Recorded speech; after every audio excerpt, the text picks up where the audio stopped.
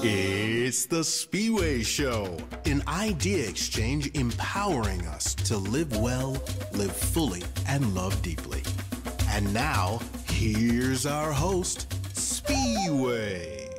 Well, hi there, and welcome to the Spiwe Show, an idea exchange empowering us to live well, live fully, and love deeply by improving the quality of our personal, professional, and spiritual lives.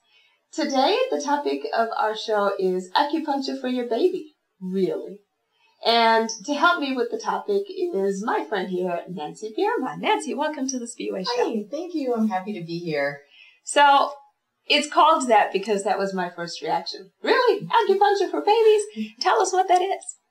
Well, I am a licensed acupuncturist, and I decided to specialize in kids. I love kids, and always wanted to have a specialty practice where I did Oriental medicine, which includes lots of things, but for birth to young adult. Okay. So as an acupuncturist, you are an LAC. What does that mean?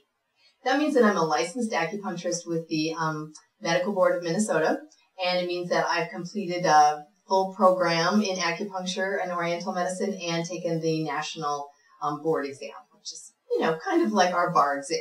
Oh, okay.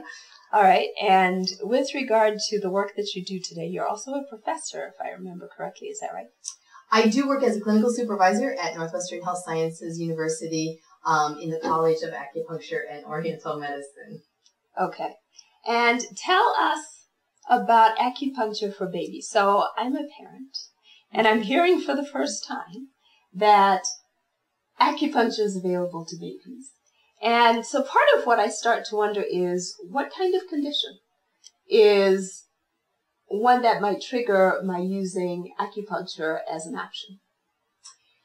Lots of things. Some of the most common things that we see with babies is digestive problems, colic, not sleeping because they have indigestion, that sort of thing. There's also lots of other problems that kids have, like the insomnia, the allergies, skin problems, bedwetting when they get a little bit older. Really? You can cure bedwetting with acupuncture? We don't say we cure anything. We're not supposed to use that word, but we do help. We help with lots of things. So there's just a really wide variety of things that acupuncture can help in both adults and children. But some of them are a little more specific to children, like the bedwetting and the colic and their digestive systems don't work very well. So there's lots involved with that, and ear infections, frequent colds. And then people come in with more complex cases, children that have been diagnosed early with, say Crohn's disease or, just even children that are experiencing a lot of anxiety or having attention deficit. We really have a wide array of things that we treat. All right, so is the treatment done by itself, or is it done in conjunction with other kinds of treatments? Well, I have a business partner here, Lisa Bransford, and she and I both love to just get to know our families and find out what they want, and get to know the children and find out, we're here to be fun and have a nice experience and heal with them. So we do have other things. We do acupuncture, but we also do acupressure. We use the tuning forks, and I can show you any of these that you want to see. Yes, what is a tuning fork? We have, I'll pull this out, tuning fork.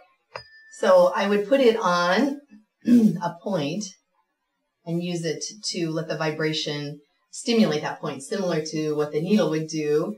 And kids love it. It kind of tickles and it feels really good. Yeah. So we can do that. So we usually do a combination of it depends on the age of the child, but maybe a few needles, some tuning fork. We do massage. We call it Tui Na in Chinese medicine. We do magnets and some little beads. I can show you those as well. We have little tiny magnets and little tiny beads that we can take off the sticker, and we can put it on, well, I didn't get it, but here we go. Put it on a point. Send you home with it. And kids like that too, because stickers are big stuff. Oh, but stickers it continues the healing. Yes, we can help the point to be stimulated. We also do what's called gua sha, which is some scraping. Okay, so this right here, the baby takes home. Maybe not on their hand. I did it so that everybody can see it, but maybe on their back or somewhere where they won't eat it. Okay. And what does this do? Because it doesn't feel like it's doing anything. Right. We also I have some little, I'll show you this similar. Now that's a magnet, and this is just a little surgical steel ball. They're very similar, but what we would do is we would put it on somewhere that we want to give a little extra, I bent that one, but a little extra stimulation to the point. Okay, so it actually, your body has all these different energetic points on it, and we use them so your body can heal itself, and we would strategically place them to continue the healing process. Okay, this is interesting. All right, so when I think acupuncture, I think needles, and when I've seen it on TV, it looks like there are lots of needles, and I assume it has to hurt, and I'm kind of wondering why the people on TV aren't crying out in pain. So talk to us about the needles, because I'm thinking needles, pain, and then I'm thinking needles, babies, lots of pain. So talk to us about the needles. How does that work? Okay, the needles are very, very fine like a hair. Okay. And there are different gauges, but with the children, we use very, very the finest that we can that won't kind of bend. And we also use typically a very short needle. This is a 1/2 inch. It doesn't even go in all the way. It's very, very small. Mm-hmm. And Lisa and I specialize in being extremely gentle. And we call them taps. We don't even call them needles. And we just tap it in that little point. And usually with children, we don't use too many. And if it's a baby, they can sit on mom's lap, be breastfeeding, whatever. If they're a toddler, we kind of have to catch them. We do in and out. There's not retention. Adults know that you lay there for a long time. With children, you don't lay there for a long time unless they're older, and they can lay there for a while. Okay. So we are in a room right now where I think the babies come. Is that right? Babies, toddlers, and a lot of times even with the kids that are just maybe slightly older, we will bring them in here for the intake and the discussion time about their problems. Because it's a very kid-friendly room. Kids like it in here. Okay, because I see we have toys and we have books, we have music. Okay, we have lots of fun things to do. Okay, so the treatment can occur in here.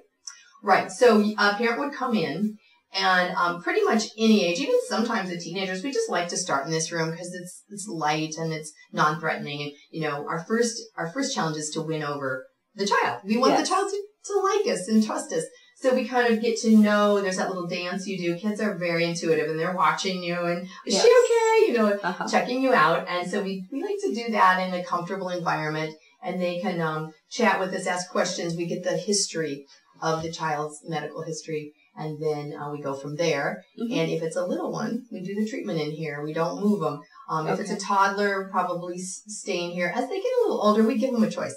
So on their first treatment, we might say, let's say it's a 9-year-old. So, do you want to stay in here? Do you want to sit by your mom? Would you like to lay down on the table? And they usually have an opinion about it. And a lot of them, eventually most of them go to the table because they realize, I can just really get on these pillows and be comfortable and be in a different room. But sometimes the first day, if they're scared, we're fine. You can stay here. You can sit by mom. And then we just, maybe have them take off their shoes or, just get to maybe an arm point or a belly point or something, and just, and then the older children we let them stay in as long as they're okay with it. So if they're okay for 10 minutes, and they're not moving around and they're comfortable, we're right here with them. They can stay here. Yeah. Okay, so the room with the table. Yes.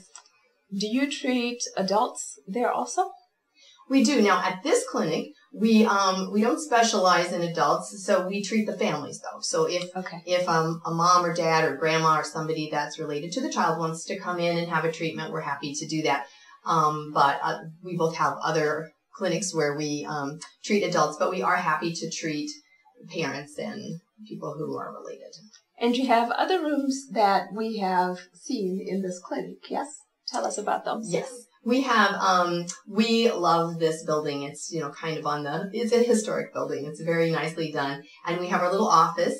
And then we have this room, which Lisa and I call it the futon room. Where we it's kind of a fun room. There's a futon here. Okay. That's right, the futon room. And then we have a treatment room that's a little more traditional to what people think of with acupuncture. It has the massage table, if you will, that style of table. Yes. And it has, the chair for the intake and sort of what people expect. And we do have another room too that is set up with a table. So we have a total of 3 treatment rooms.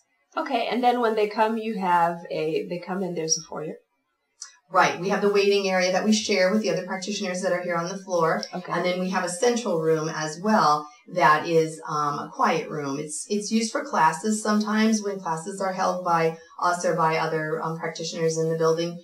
There's also the nice, comfy chairs where if a parent's child is in there resting and they're okay by themselves. You know, if you come in with a 14-year-old, they might want mom out of the room or dad out of the room. Then mom or dad can go and have their own little nap. So we do have that nice, quiet, sort of other room, the classroom or the overflow room. So when I look at the colors and the feeling in each of these rooms, it just feels very calming. And I think you said there was somebody feng shui'd this whole yes, they did. area. And thanks for saying that. We love it. We love the colors. We did get to, we painted the room with the table, the one with kind of orangey wall. Mm-hmm. But this room was already this color, and the entire floor had been done with a lot of care. A feng shui practitioner had come in and suggested colors for the rooms and as the hallway. And yeah, it was done very nicely. And our landlord did a lot of the work himself, so there's a lot of love put into the whole space. Okay. So tell us about the location. Where are we? If I'm a parent and I'm thinking, well, you know, I might like to check out that acupuncture stuff. So how do I get a hold of you? Where do I find you? Okay, well, we do have a website, and this is our little logo. PedAcu is pedacu.com. So in other words, pediatric acupuncture, PEDACU. You can also just search pediatric acupuncture. Yes. And you'll find us. Our full name is Pediatric Acupuncture and Wellness Center. Mm-hmm. Because we do herbal medicine. We do other, even more therapies than I think I mentioned with the beads and the magnets. We also do some scraping, some other things, and we do specialize in herbs. Sometimes we do something topical. So that's the wellness part. We are willing to work with parents and help them make a plan for the wellness of their child. And so often people are lost in the system of, they've gotten a diagnosis and they're scared and they really need help getting focused somewhere in our community. We like to work in a network of healers. And, maybe they need someone to help with diet. Maybe they need a chiropractor. They need another therapist. So we work in that vein, and that's the wellness part of our name, Pediatric Acupuncture and Wellness. We are kind of all-inclusive. So you can search that on the internet and find us. You can find our website. You can call us, and our number is on our website. So I'm going to ask you our last question. Stick me, because I'm sure it's going to happen. No. Give us a demonstration of what that looks like. Okay. So now I am going to use just a little bit of alcohol. I'm going to put a little tiny bit on the spot here, and I'll show on your hand because that will be the easiest. If you want me to show you right here? Sure. I'll do it right there. We'll swab that off a little bit. And then I'm going to take something that's called a guide tube, and then this is just going to be a little tiny needle, and then just a little tap. There you go. You done? Yeah. Okay, well, that didn't feel a thing, did you? No. Lisa and I are very gentle. Well, this brings us to the conclusion of our show. Would you like me to take it out? You can take it out. That's it. Nancy, thank you for joining us today on the Spiwe Show. And viewers, thank you for joining us. You can join us in a couple of weeks where we'll be doing Accepting Acupuncture, and we'll talk about acupuncture for adults. So until next week, this is Spiwe saying thank you for joining us. Go in peace and take care of your bodies. Thank you for joining us on The Spiwe Show.